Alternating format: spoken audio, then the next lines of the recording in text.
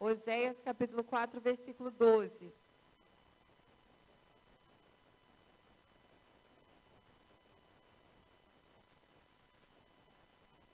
Todos acharam? Podem ler todo mundo, por favor?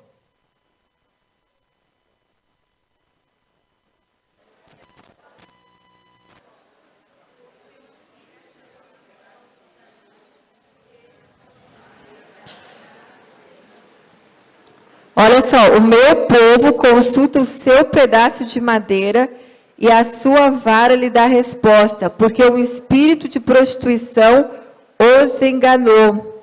Eles, prostituindo-se, abandonaram o seu Deus.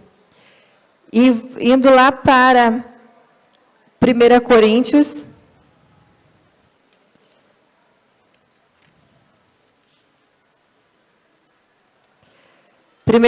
capítulo 10, deixa eu ver se...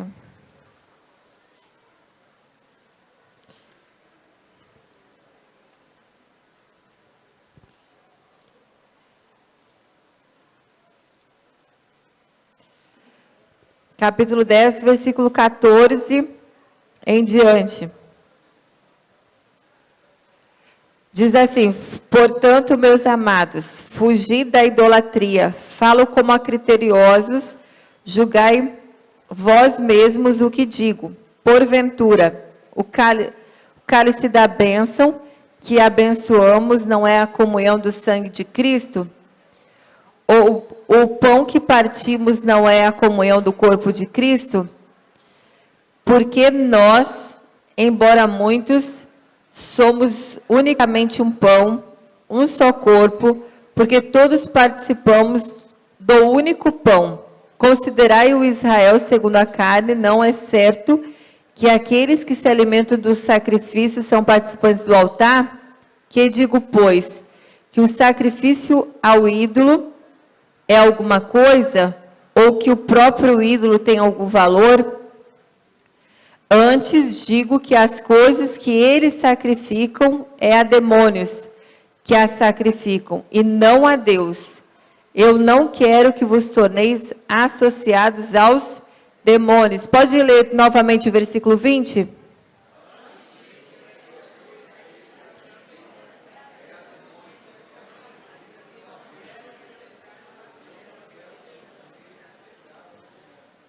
Não podeis beber o cálice do Senhor e o cálice dos demônios. Não podeis ser participantes da mesa do Senhor e da mesa dos demônios. Ou provocaremos zelos no Senhor? Somos acaso mais fortes do que Ele? E aí a gente vai lá para 2 Coríntios capítulo 4.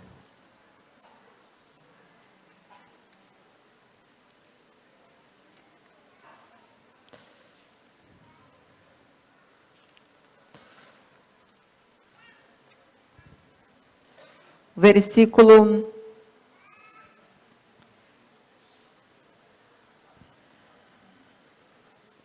Vamos ler a partir do versículo 13, diz assim: mas se o nosso evangelho ainda está encoberto, é para os que se perdem que está encoberto. 4, vocês.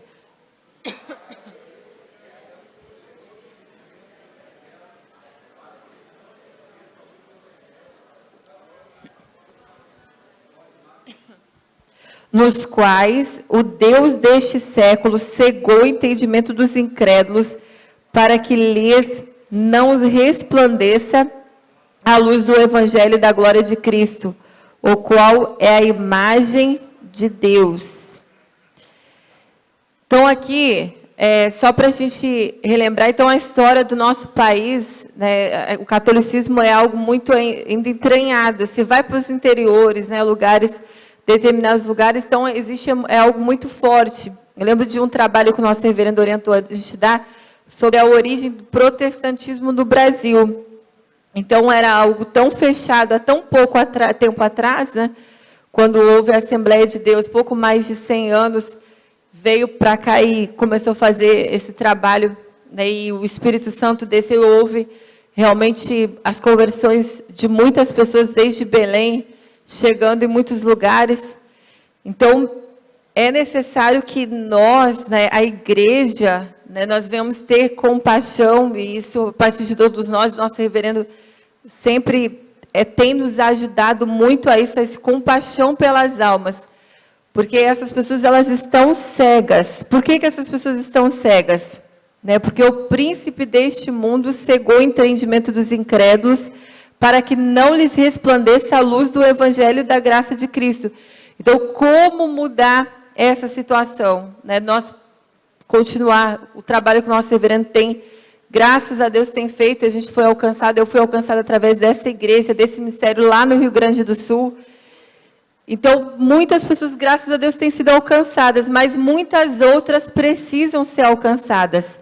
Então, a igreja, né, nós, todos nós que estamos aqui nessa noite, né, precisamos internalizar isso. Então, essas pessoas estão cegas. Como levar essas pessoas a enxergar? Como essas pessoas, elas podem conhecer esse Jesus que nós conhecemos? Né? Quem que foi católico antes de conhecer Jesus? Eu lembro da história do pastor Daniel, muito forte, né? Alguém extremamente católico, religioso, muitos aqui. Mas o evangelho chegou até nós, né? E esse evangelho precisa chegar até as outras pessoas. Então, vamos ler de novo esse versículo 4 novamente? Pode ler todo mundo bem forte?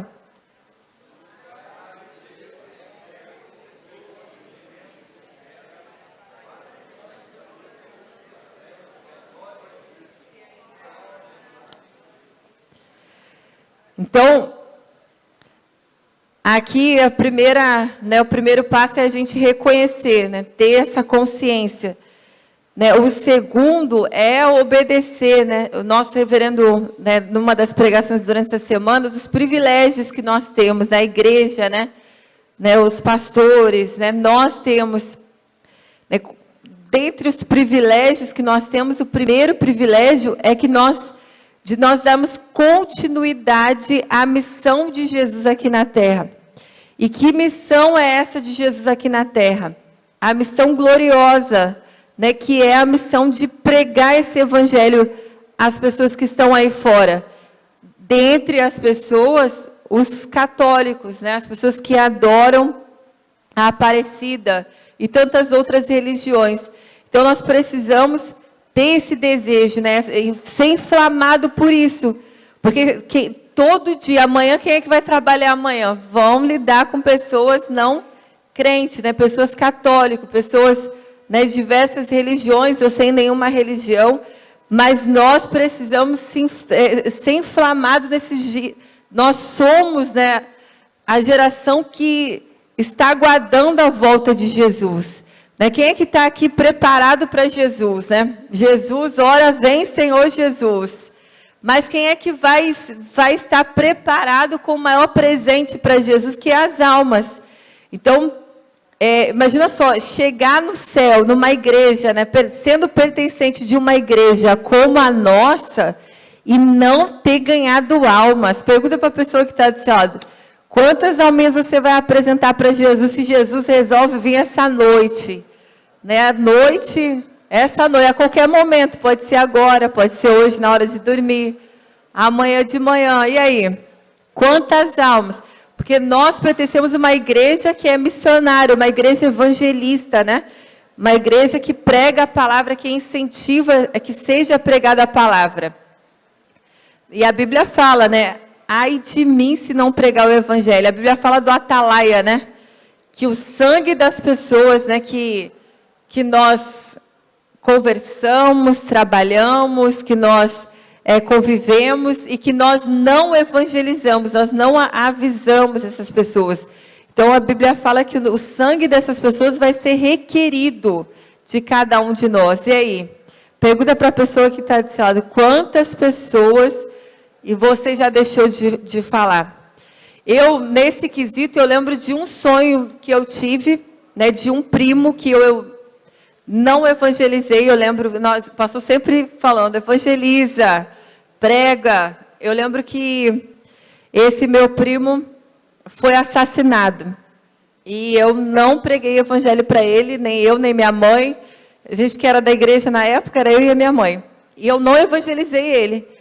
E eu lembro de um sonho que eu tive com ele depois. Eu sonhava que ele estava com a aparência de defunto, de morto mesmo, de uma pessoa que está no inferno, e ficava apontando o dedo para mim. Tu não me evangelizou. Tu não me evangelizou. Mas aí, quantas pessoas desse tipo? Eu lembro do nosso reverendo, dentre as pregações maravilhosas que o nosso reverendo tem falando, tem pregado, né, de pessoas no inferno que estão falando, né? Quantas pessoas que estão lá no inferno estão te acusando agora? Né? Quantas pessoas que estão no inferno que você não evangelizou, que estão lá sofrendo? E aí, pergunta para a pessoa que está de sala, quantas pessoas já se foram e você já esteve com a pessoa e você não falou? E essa pessoa hoje não está mais aqui. Quantas pessoas que a gente nem conhece, nem sabe, né? Mas que já morreu. Quantas pessoas que a gente passa no ônibus, que a gente vai pegar ônibus todo dia, senta do lado da pessoa e não evangeliza. E pessoas até que já partiram e você nem sabe. Mas essas pessoas já estão lá no inferno te acusando. Então fala para a pessoa que está do seu lado, vamos pregar a palavra, evangelizar. Que é tempo fora de tempo. Porque a missão gloriosa que Jesus deixou para nós, a igreja, é a missão de evangelizar. Que é a ordem de pregar o evangelho a toda criatura, e quem crê e for batizado será salvo, mas quem não crer será condenado. Tem o 1 Coríntios 9, a gente vai abrir, que a gente já está em Coríntios, segunda, a gente vai para o 1 Coríntios capítulo 9, versículo 16.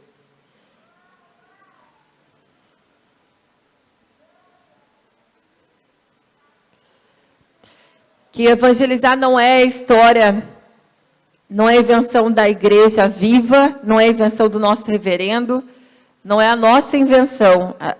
A evangelização é uma ordem de Jesus. Vamos ler o versículo 16.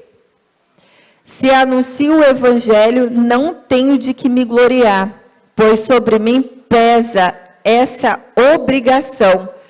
Porque ai de mim se não pregar o evangelho.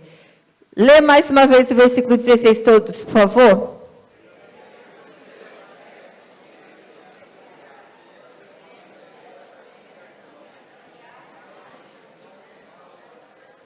Mais uma vez.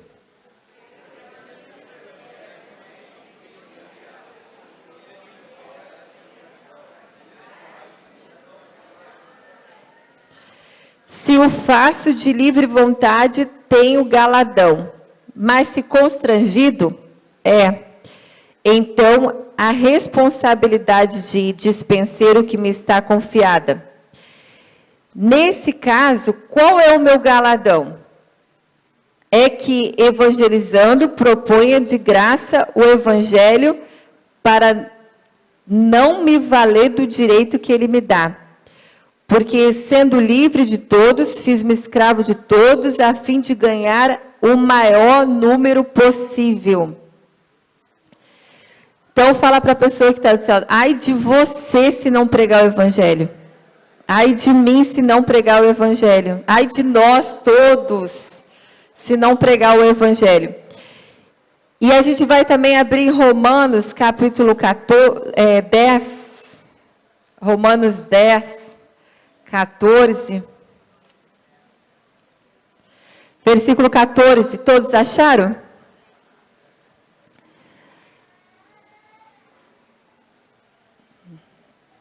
Aqui o 12 diz assim: pois não há distinção entre judeu e grego, uma vez que o mesmo é o Senhor de todos, rico para com todos os que o invocam.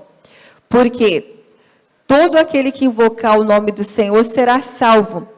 Como, porém, invocarão aquele em quem não creram? E como crerão naquele que nada ouviram? E como ouvirão se não há quem? E como ouvirão se não há quem? E como pregarão se não forem enviados? Como está escrito, quão formosos são os pés do que anunciam coisas boas. Então, como ouvirão se não há quem pregue? Então, a igreja precisa chegar, né? Tem muitos lugares no Brasil que a igreja não chegou, tem muitos lugares no exterior que ainda a igreja não chegou. Então, nós, né, precisamos realmente, assim, dar ouvidos a tudo que o nosso reverendo tem ensinado, pregado, e querer pregar esse evangelho, né? Quem ainda não entrou no exército de Deus, né, tem vaga para o exército de Deus, desde que se cumpra requisitos, porque uma das coisas mais maravilhosas que tem na nossa igreja, né, é o projeto, né, tem um projeto jovem, projeto da missão, né, porque imagina só se não fosse o exército de Deus, através da visão que Deus deu ao nosso reverendo, onde eu estaria hoje, né? Porque eu fui alcançada através dessa visão, né? Foi enviado missionários para o Rio Grande do Sul, uma missionária chamada Vanessa Nogueira, que me levou para a igreja, dentro desse projeto de missão. Então, eu estou aqui hoje como resultado disso. Então, todos, né? Glórias a Deus. Todos, eu digo, desde que tenha a idade mais avançada, né? O meu pai e a minha mãe chegaram a doar 1 ano e 3 meses no Exército de Deus. Então, todo mundo que preenche os requisitos, porque é uma experiência, eu sempre falo que nós vivemos o reino, o céu aqui na terra. Por quê? A gente não sabe onde nós vamos, né?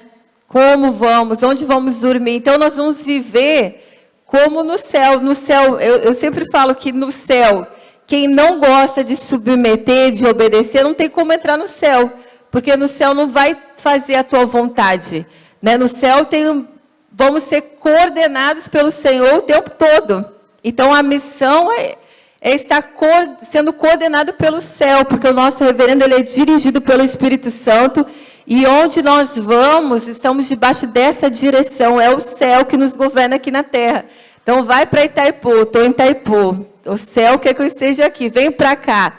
Estou aqui porque o céu, né, o Espírito Santo, através do nosso reverendo, dirigindo e conduzindo. E experimentamos a alegria, né, como a Bíblia fala, indizível, uma alegria que não tem como explicar para vocês, para os senhores, né, que estão aqui.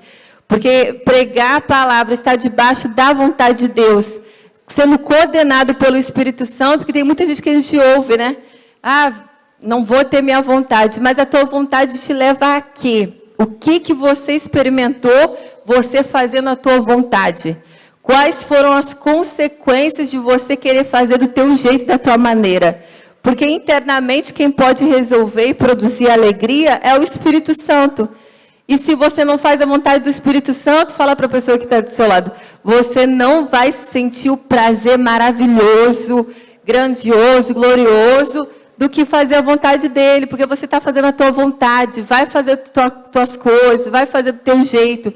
Então, isso que a gente tem experimentado, porque senão a gente não estaria aqui, né? Estaríamos aonde? Se a gente não estivesse muito alegre por estar debaixo dessa vontade de Deus.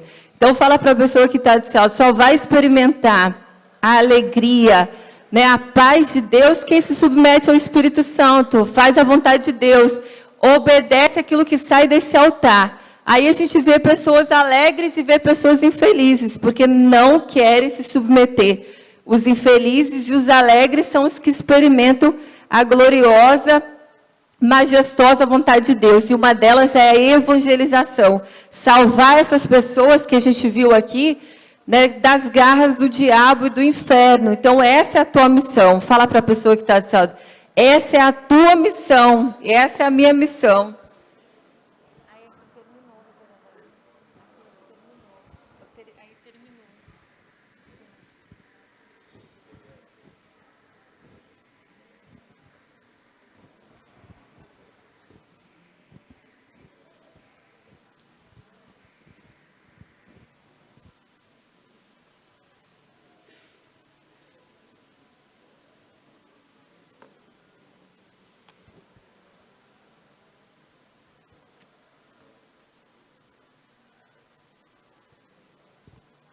Mais uma vez, eu gostaria de louvar Deus pela vida do nosso reverendo, né, que realmente tem sido incansável em formar a igreja. A gente vai passar aqui para o pastor.